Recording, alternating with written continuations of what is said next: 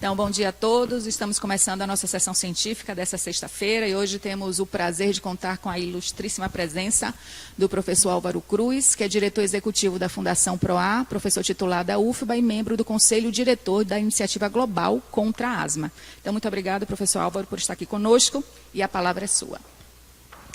Muito obrigado. É uma honra, uma satisfação estar aqui nesse auditório Gilberto Rebouças, de volta à minha faculdade, onde eu estudei, fiz pós-graduação e trabalhei ensinando como professor e ainda mantenho um vínculo, apesar de estar aposentado.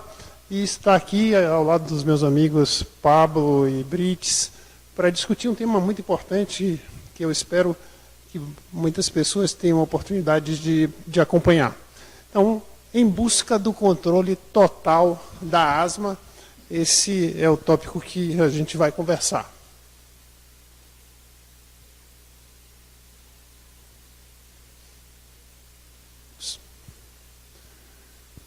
Eu queria começar falando para vocês desses números assustadores, né? Estimativas globais, 339 milhões de pessoas com asma, 420 mil mortes anuais, de acordo com o relatório global de 2018. E a gente ilustra o sofrimento que a asma traz com essa figura que expressa o que muitos pacientes nos relatam e está no site da Fundação PROAR, onde vocês podem buscar muitas informações também. Essa opressão no peito, essa dificuldade de respirar é o que caracteriza essas crises recorrentes de falta de ar, como muitos de vocês já sabem. Essas mortes por asma, a maioria delas são passíveis de prevenção, estão associadas à falta de acesso ao tratamento adequado ou falta de adesão ao tratamento adequado. Aqui está a minha declaração para análise de conflito de interesse. No caso específico dessa apresentação aqui, obviamente eu estou fazendo com muito prazer na casa que é nossa, né, da faculdade, do hospital universitário, não estou recebendo nenhum tipo de remuneração. Eu queria contar para vocês um pouquinho da minha história rapidamente, muitos não me conhecem. Eu comecei minha vida na Universidade Federal da Bahia, na Faculdade de Medicina, como eu acabei de mencionar, e depois que eu me formei, depois que eu fiz residência, sempre tive atividade em consultório particular, nunca foi dedicação exclusiva à universidade, porque eu acho que é uma experiência interessante para os médicos clínicos. Ultimamente eu estou vinculado à rede DOR, sem nenhum vínculo empregatício, trabalho lá no Centro Médico do Hospital Aliança. Logo depois da minha pós-graduação aqui na faculdade, eu passei um tempo fazendo um fellowship na Johns Hopkins de pneumologia e alergologia. Depois disso me vinculei a uma iniciativa global, que é chamada Iniciativa Área Rinite Alérgica e seu impacto na asma, uma iniciativa que consolida evidências em relatórios e propõe novas práticas baseadas em evidências. E depois de algum tempo nós criamos o PROAR, que já tem mais de 20 anos. O Pablo foi um dos fundadores. O PROAR é o Programa para o Controle da Asma na Bahia, é um programa de extensão da universidade, da Faculdade de Medicina, de ensino, pesquisa e assistência, que tem sido muito bem sucedido. A gente vai ver alguns resultados dele ao longo do tempo. Em seguida, eu trabalhei para a Organização Mundial da Saúde por 2 anos, numa iniciativa chamada Aliança Global contra Doenças Respiratórias Crônicas, GARD, a qual eu continuo vinculado até hoje. Eu passei 2 anos em Genebra e depois aqui de Salvador mesmo. Em seguida, eu passei a ser membro do Conselho Diretor da Iniciativa Global contra a Asma, uma organização não governamental que elabora relatórios baseados em evidências que são atualizados anualmente para servir de base para que se faça diretrizes nacionais, regionais, locais. Depois disso, eu estou envolvido com a Fundação PROAR, sou diretor executivo da Fundação PROAR, que é uma fundação que tem uma dimensão nacional e buscando capacitar profissionais para o tratamento adequado da asma e orientar pacientes também. A gente tem um vínculo com uma iniciativa da África do Sul, da Universidade de Cape Town, chamada PEC, que é uma iniciativa para capacitar profissionais para o atendimento da atenção primária das doenças mais frequentes, incluindo doenças respiratórias crônicas, que costumavam ser negligenciadas. Continuo vinculado à faculdade, mas na pós-graduação, e é um grupo chamado BRASA, que é um grupo brasileiro de asma grave. Eu dividi essa apresentação em 4 partes: excesso de mortes preveníveis por asma, inflamação e broncoespasmo, os 2 componentes mais importantes da fisiopatologia da doença, estratégias para o tratamento da asma e em busca da remissão da asma. Isso aqui não é uma aula de como diagnosticar e tratar asma típica que a gente faz em clínica médica. É mais uma visão mais ampla da doença, com muito foco em saúde pública, para despertar o interesse de quem quiser em pesquisar sobre isso ou estudar mais para poder contribuir de várias formas para o controle dessa doença. Então, vamos começar aqui sobre algum dado de excesso de mortes preveníveis por asma. Esses são dados globais dessa iniciativa chamada Global Burden of Disease. Aqui primeiro do lado esquerdo a taxa de mortalidade e à direita o número de mortes.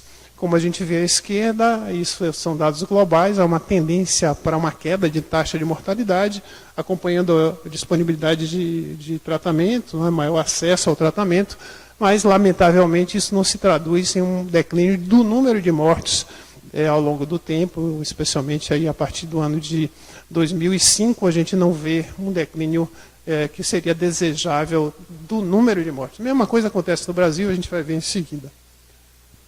Essa é a tendência temporal de mortalidade por asma no Brasil, 1980 a 2014.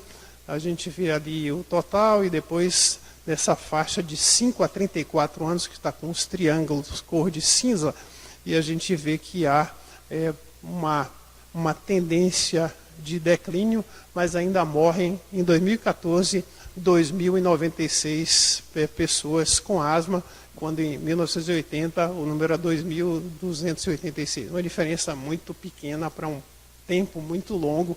Isso é frustrante diante do que a gente conhece hoje, que com os tratamentos que estão disponíveis, ninguém praticamente deveria morrer por asma. Essa é uma tendência de hospitalizações por asma no Brasil pelo DataSUS, uma redução de 37% em 5 anos, e a gente vê então um benefício considerável do acesso maior ao tratamento nesse período, com a redução de 37% das hospitalizações. Esse é um dado de um estudo grande, talvez o maior estudo da epidemiologia da asma no Brasil, de prevalência, e o Ministério da Saúde convocou o professor Maurício Barreto, aqui da UFBA, e eu tive a honra de participar também. Um estudo com mais de 100 mil adolescentes escolares, 9º ano do ensino fundamental de escolas públicas e privadas no Brasil. É bem representativa a amostra, e o que se observou, uma prevalência de sintomas de asma de 23,2% e um relato de diagnóstico de asma de 12,4%. Somente a metade do número, da proporção de pessoas que tinham sintomas, tinham um diagnóstico. Nessa faixa etária, é muito difícil alguém ter sintoma de asma sem ter asma. Não há outras condições que deem sintomas semelhantes ao de asma, a sibilância especialmente. Esse é um dado de adultos, é o único dado de um número grande de adultos do Brasil. Foi uma amostra de 5 mil adultos, representativa do país, dentro de um inquérito da OMS, que foi feito entre 2002 e 2003, envolvendo 70 países, e o Brasil está ali em vermelho como um dos países que tem mais asma no mundo. A taxa em adulto é muito parecida com a taxa em criança, e, de novo, uma proporção em dobro que tem sintomas comparado com os que têm o diagnóstico. E hoje a gente tem uma experiência que nos traz uma reflexão bastante preocupante, é que muitas pessoas têm sintomas de asma, vão para serviços de emergência, são atendidas na emergência de forma recorrente e não são encaminhadas para um serviço que faça um diagnóstico. Então as pessoas correm risco de morrer por asma, e certamente muitas morrem por asma sem ter a chance de ter o diagnóstico da doença, de ter um acompanhamento adequado. Então vamos aqui um pouco para a fisiopatologia, inflamação e broncoespasmo. Eu gosto dessa ilustração e eu chamo de histopatologia da asfixia. As pessoas morrem por asma asfixiadas. A gente vê em cima o corte de uma via aérea de uma cobaia que normal, sem qualquer tipo de exposição, e embaixo a via aérea estreitada, inflamada, com secreção no seu interior, levando ao que a gente vê como um bloqueio da passagem do ar, uma via aérea de uma cobaia que foi provocada e exposta repetidas vezes como alérgeno, então seria um modelo de asma alérgica. Esse é um trabalho que nós fizemos em colaboração com um grupo europeu, e nós então comparamos uma coorte de pacientes com asma do Brasil. Esse é um estudo no momento aqui transversal com essa coorte europeia. Então, pacientes que têm residência em locais diferentes, etnicidade diferente, status socioeconômico diferente, mas, surpreendentemente, a gente encontrou muitas semelhanças. Inclusive, num aspecto muito importante aqui, que é essa alteração de função pulmonar que indica uma obstrução irreversível das vias aéreas. Normalmente se considera que a asma é aquela doença que tem uma obstrução reversível, mesmo que não completamente. A DPOC é uma doença que tem uma obstrução irreversível. Mas nesse caso, em pacientes com asma mais grave, as nossas coortes eram de pacientes com asma grave, há uma proporção considerável, 45% aqui na coorte europeia, 49%, quase 50% na nossa coorte, com uma obstrução que não é totalmente reversível, indicando uma gravidade maior. E nós atribuímos isso ao fato de que tem pacientes com asma que passam 20, 30 anos sem receber um cuidado adequado na nossa coorte. Isso tem se reduzido, mas ainda está longe de ser o ideal, e as pessoas já chegam com a doença avançada, onde aquela inflamação que eu mostrei vai virando um remodelamento e se torna uma coisa irreversível. Então, isso aqui é o que eu elaborei para explicar a possível trajetória da asma com desfechos desfavoráveis. Tudo começa do início, né, e vem as exacerbações, vem declínio da função pulmonar, remodelamento, mais exacerbações, e a coisa vai ficando cada vez mais grave. Esse é um estudo que nós fizemos lá pelos idos de 2010, um grupo chamado Scala, um grupo de colaboração internacional liderado pelo professor Maurício Barreto, também aqui do Instituto de Saúde Coletiva, né? E a doutora Silvia Simões, que é professora de pediatria da Universidade Federal de Sergipe hoje. Naquela época ela estava fazendo um pós-doutorado aqui conosco. Então nós vimos numa amostra de quase 1.500 crianças de 5 a 12 anos em comunidade de Salvador, que havia chiado nos últimos 12 meses em quase 30% dessas crianças. E aí foi feita uma entrevista para classificar se era asma, se não era, e a gravidade de acordo com os critérios daquela época, e nos surpreendeu que a maioria tinha doença persistente, uma minoria tinha doença intermitente leve. Surpreendeu mais ainda que nesse tempo, esse estudo foi feito lá por 2005, mais ou menos, nenhuma dessas crianças, nenhuma delas recebia tratamento adequado para asma. Nós começamos o PROAR em 2003 e fomos gradualmente incluindo pacientes e oferecendo um tratamento gratuito, incluía um corticosteroide inalado e um broncodilatador de elongação, e oferecendo um acompanhamento multidisciplinar aos pacientes, incluindo um componente forte de educação. Pablo conhece bem isso aqui desde o começo. E aí a gente chegou a acompanhar, nessa época, nos 3 primeiros anos, mais de 3.000 pacientes em 4 centros diferentes em Salvador, ainda tinha um centro em Feira de Santana também. E aí nós temos aqui o que houve em termos de hospitalizações por asma. A taxa de hospitalizações por asma declinou nesses 3 anos em Salvador, em toda a cidade, não é nos pacientes que a gente acompanhou. Então, nós conseguimos um impacto na estatística da cidade como um todo. A taxa de mortalidade por asma declinou de 29% entre 2000 e 2009. Essa queda aqui das hospitalizações foi de 74%. E a gente observou que as despesas familiares com o caso de asma grave, que consumiam 29% do orçamento familiar, depois do PROAR, a renda da família cresceu, porque as pessoas voltaram a trabalhar, e o custo da doença reduziu, né, gerando um superávit de $1.500 por ano para cada família. Esse trabalho foi um trabalho de uma enfermeira que fez mestrado conosco, Carolina Souza Machado, também fundadora do PROAR, e foi publicada numa das maiores revistas de pneumologia, o European Respiratory Journal, em 2010, trabalho de mestrado, publicado em revista Qualizar, Estrela. Essa organização, que eu faço parte do Conselho Diretor, Iniciativa Global contra a Asma, está comemorando 30 anos agora, e lançou essa campanha para o Dia Mundial da Asma, que foi na semana passada, né? Deixa eu ver, não, foi essa semana, foi agora. E clama por cuidados da asma para todos, né? Porque a gente vê que tem tantas pessoas que não têm acesso aos cuidados que poderiam melhorar a qualidade de vida, salvar vidas e evitar que a coisa progredisse. Vamos ver um pouquinho sobre estratégias para o tratamento da asma. Só para lembrar que para o diagnóstico da asma a gente precisa de um padrão de sinais e sintomas, história, exame físico, né? E um padrão aquilo que combina o sintoma com a maneira que ele aparece, que ele desaparece, o que desencadeia, como melhora, o horário. E a gente precisa documentar, comprovar com uma medida de obstrução variável do fluxo aéreo, que se faz normalmente com uma espirometria antes e depois de broncodilatador, com medida de pico de fluxo expiratório, que é um dispositivo portátil que pode ser levado para casa, e a gente observa também a resposta ao tratamento, né? Nem sempre os exames esclarecem, a gente precisa excluir outras causas que podem simular a asma, e a gente precisa identificar um padrão fenotípico da asma, porque a depender do padrão fenotípico a gente vai orientar melhor a prevenção e as opções de tratamento.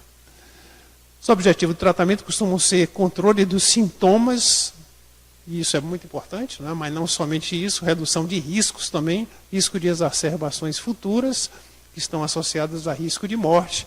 E é bom lembrar que mesmo pacientes com asma aparentemente leve têm risco de exacerbações graves e de mortes. Limitação fixa do fluxo aéreo, aquilo que eu mencionei, já uma coisa irreversível, e efeitos colaterais da medicação. Então a gente tem que equilibrar a dose da medicação e o seu benefício com os eventuais riscos. O corticosteroide inalatório, de modo geral, nas doses habituais, não traz risco significativo. E a gente precisa estabelecer uma parceria com o paciente, tratar a asma em um ciclo contínuo, como a gente vai ver em seguida.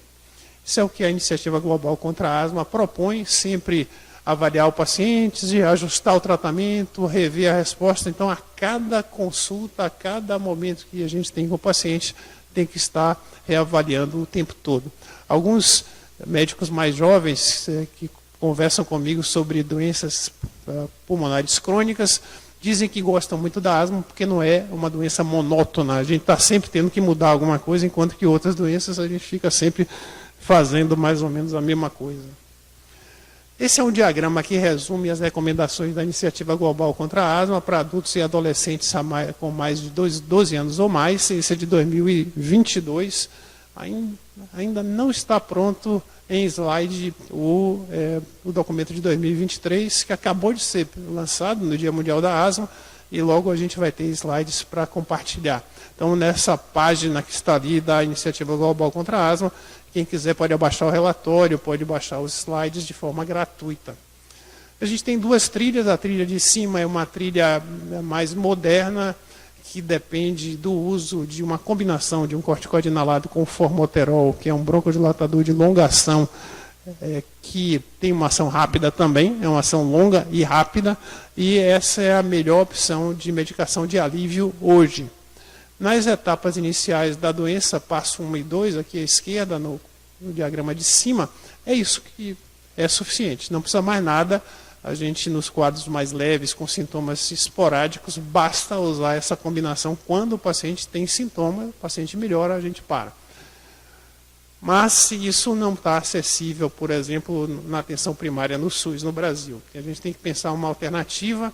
A gente tem ali o passo 3, 4 e 5, que combinam uma dose do corticoide e o formoterol para a manutenção na dose baixa, depois no passo 4 já uma dose média, e no passo 5 uma dose que pode ser média ou alta, e se pode combinar com outras várias opções, inclusive imunobiológicos, para aqueles pacientes que são elegíveis e que não estão controlados com as outras opções.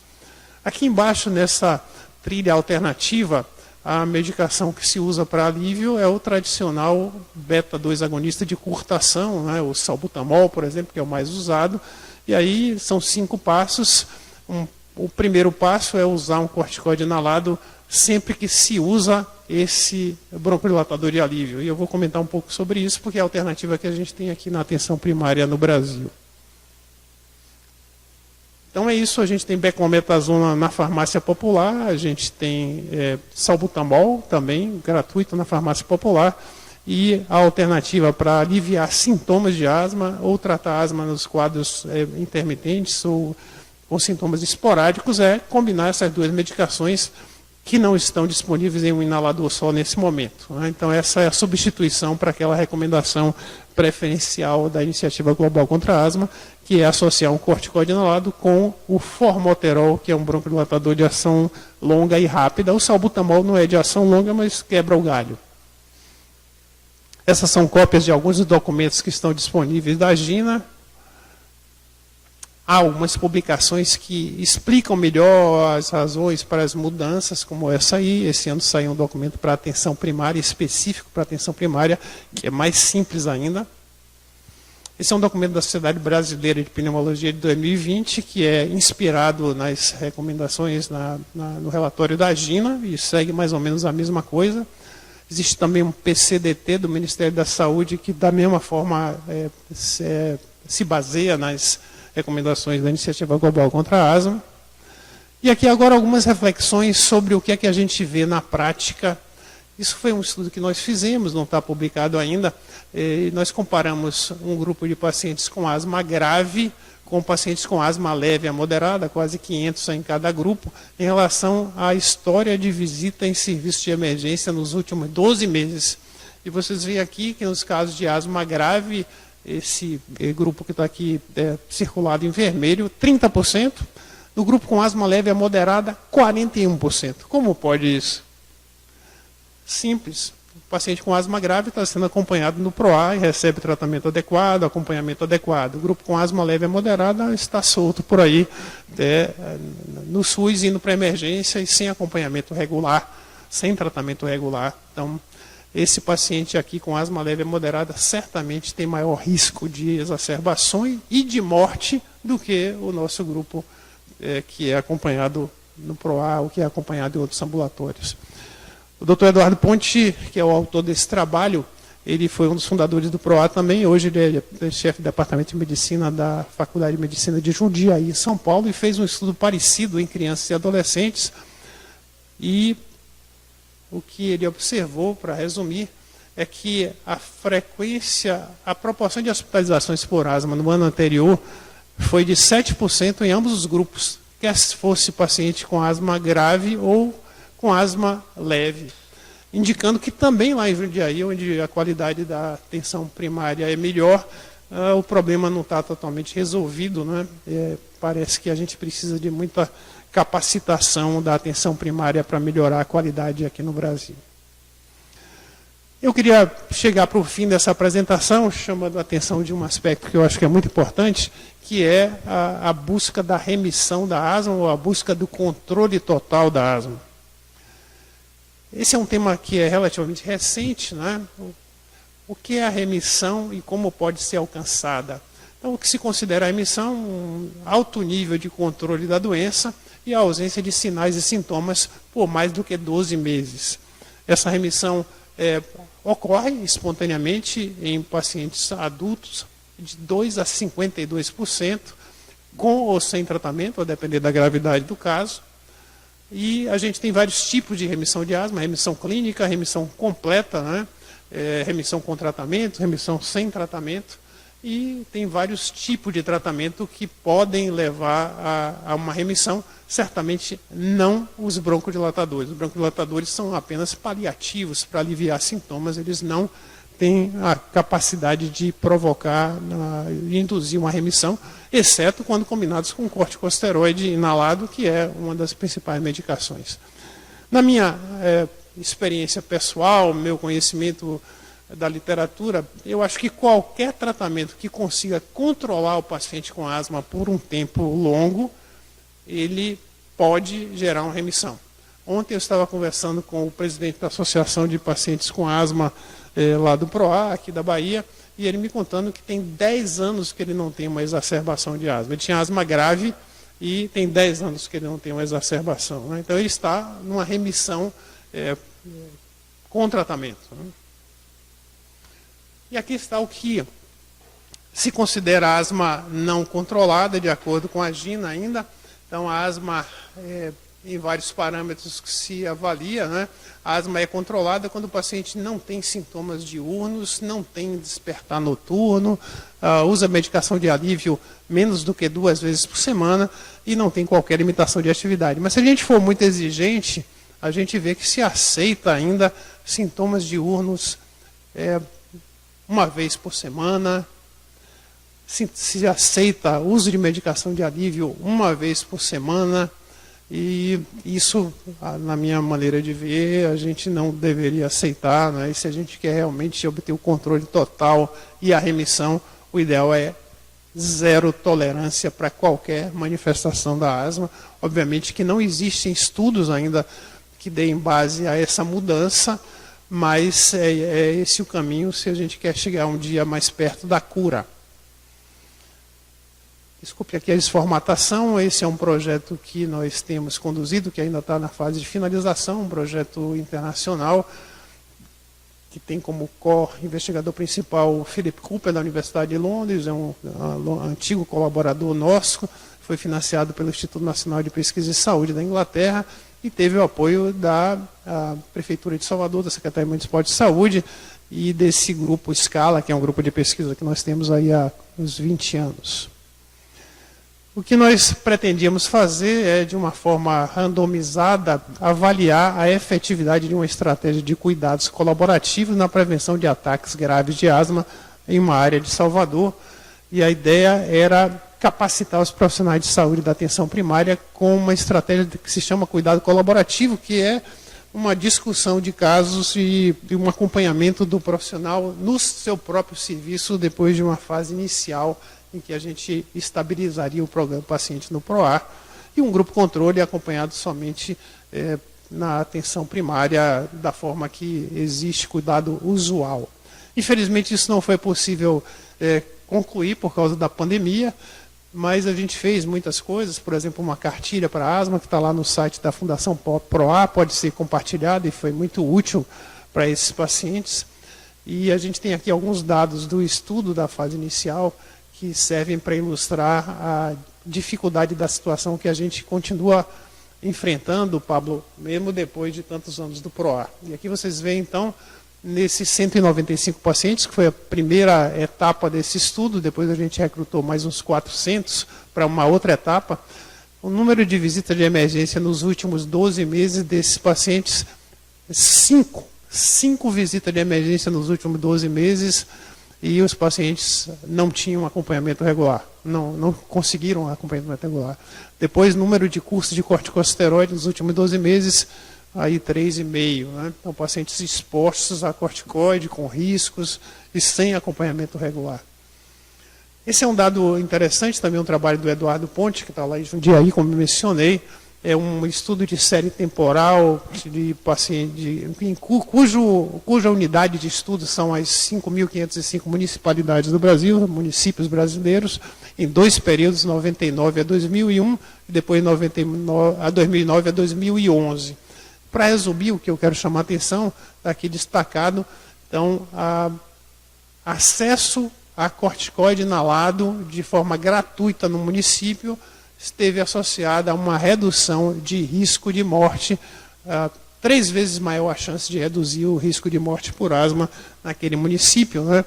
E isso confirma dados da literatura internacional, especialmente de países desenvolvidos que têm boas bases de dados, como o Canadá, que mostram essa redução de risco de morte com o uso de corticoide. Ao contrário do que se observa em relação ao uso de beta-2 agonista, que está associada a maior risco, né? Não que o beta-2 agonista mate as pessoas, mas se ele não protege, ele está associado a maior gravidade. Só que só para ilustrar alguns documentos que a gente elaborou para ajudar na capacitação dos profissionais da atenção primária em Salvador, né? Isso está desformatado, é só realmente para ilustrar. Isso pode ser usado por quem tiver interesse. Aqui para o atendimento de emergência, a gente fez um grande esforço de capacitar todos os profissionais da rede das UPAs de Salvador, além dos profissionais da atenção primária, durante a pandemia, usando recursos aí de teletreinamento, né? E a gente espera que isso traga algum benefício. Eu queria resumir aqui o que eu trouxe: tolerância zero para mortes por asma. A gente deve estar sempre buscando isso, no plano individual, no plano coletivo. Tratamento da inflamação e do broncoespasmo sempre, a gente não pode mais esquecer de tratar a inflamação quando se alivia o broncoespasmo do paciente. Capacitação da atenção primária é essencial, não adianta focar somente nos casos mais graves e deixar os pacientes com asma menos grave sem um cuidado adequado. E a remissão da asma pode ser alcançada, e a gente tem que aumentar a proporção das remissões para proteger os pacientes e para diminuir custos também.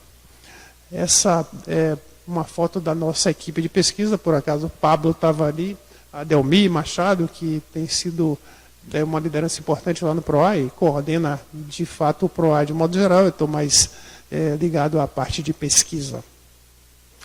Bem, meus amigos, é um prazer ter apresentado isso para vocês, e eu fico aqui à disposição para responder alguma pergunta, escutar algum comentário.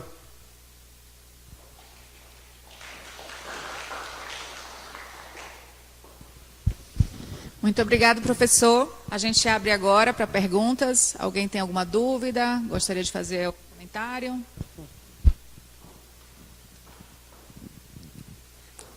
Álvaro, uma excelente visão aí da situação atual da asma.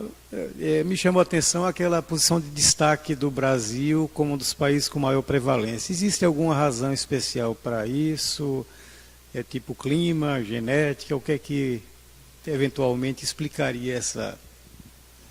Essa é uma questão que a gente tem sempre buscado esclarecer, né? E esse grupo Escala, que envolveu pesquisadores do Instituto de Saúde Coletiva aqui, e pesquisadores internacionais, inclusive um grupo do Equador que é muito bom. O que se observou é que existe tem aquela história da dupla carga para os países sem desenvolvimento em relação a doenças crônicas e a doença infecciosa, né? Na asma é alguma coisa parecida. Você tem já, com essa urbanização maciça, o risco de uma asma semelhante à asma que ocorre nos países desenvolvidos, né, que está associada à urbanização, por razões várias e muita alergia.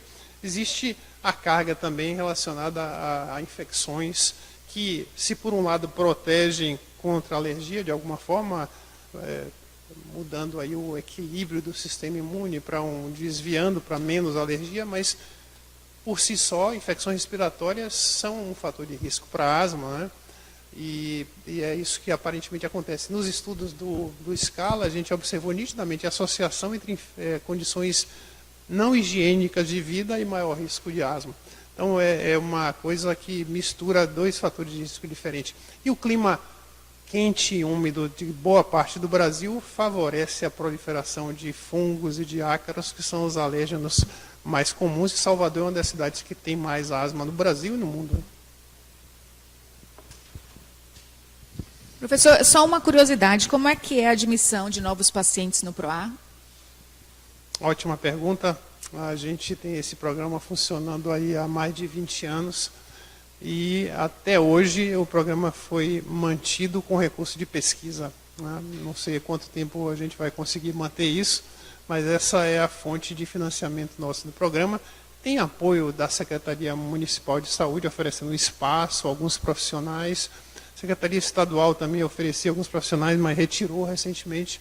Então a gente está numa fase de escassez de profissionais e a gente não tem uma porta muito aberta para incluir novos pacientes, porque a gente não consegue nem atender direito a quem está lá, A gente não consegue dar alta dos pacientes que estão lá porque a atenção primária não consegue receber, porque não está preparada para isso, né?